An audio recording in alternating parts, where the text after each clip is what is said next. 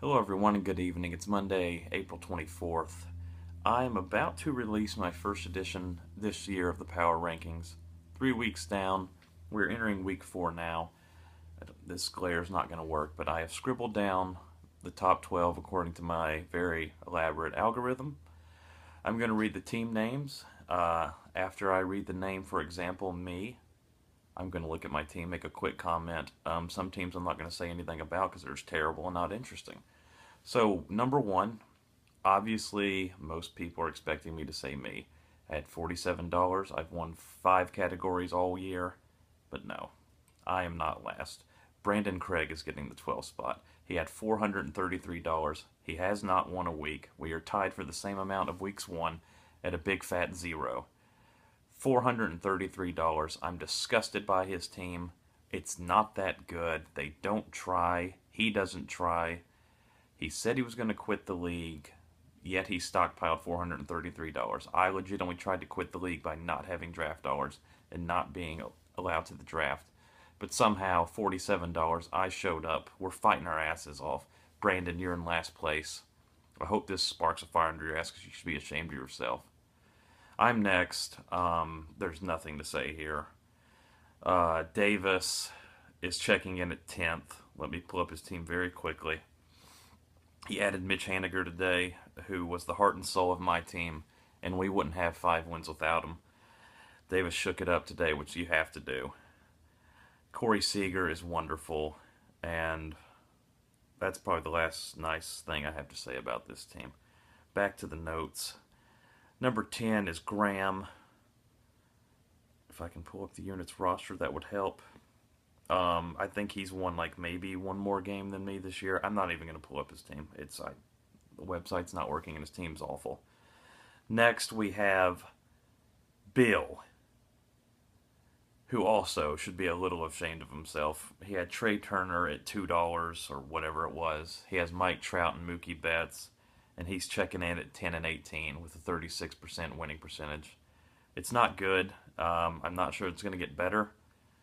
I'm hoping Bill does the move that he did 2 or 3 years ago where he has like $350 to draft with, spends $200 in the middle of the season, and proceeds to miss the playoffs. That was my favorite thing that's ever happened in this league. And I think we could be headed down that path again. So that's all I have to say about Bill. Next up, we have Doug. And if I could pull up his roster right now, if I recall when I was trying to trade with him earlier, it's not so hot.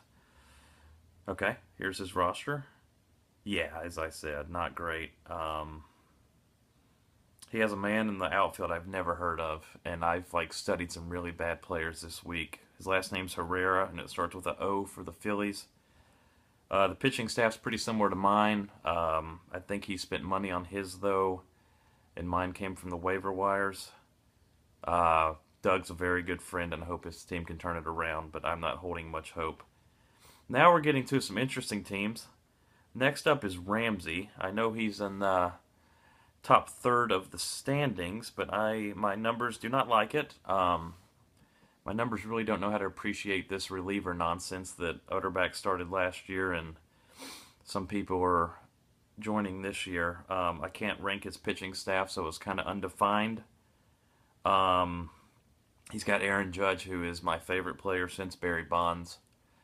So I almost put him at 1 just for that, because Aaron Judge is amazing. Next up, we have Brett Craig, who got lucky yet again picking up a top 10 player off the waiver wire, as he did last year when Adam Duvall and Jonathan Villar became like top 50 players. He's done it again, and this time it's with Austin Hedges, who looks to be the number 1 catcher of all in fantasy. And as good as that pickup was, there was one equally as bad, and that's Tim Anderson, who I guess the rosters are locked, so it appears he started him. I can't imagine that's on purpose, but he's the defending champion. People questioned him last year. I'm questioning why he has Tim Anderson. I didn't win last year. He gets the benefit of the doubt. Next up is Blair. There was some consideration putting Blair in last place. He let me win 4 categories. He gets a little bump because he has some Rockies and he has Bryce Harper. Bryce has 7 home runs right now. He's playing at Coors Field against the Rockies pitching this week, so I expect those homers to double. Jose Abreu has not yet done anything. I'm looking now. I know Nelly started pretty slow. Duda on the DL, that's just not helping anyone. He's got Ian Desmond coming back, which could be good or could be bad. And that's it for Blair. Next, possibly controversial opinion, we have Thorne checking in at number 3. He's number 1 in the standings. It's a very good team, very balanced. He's got some power. He's got some speed.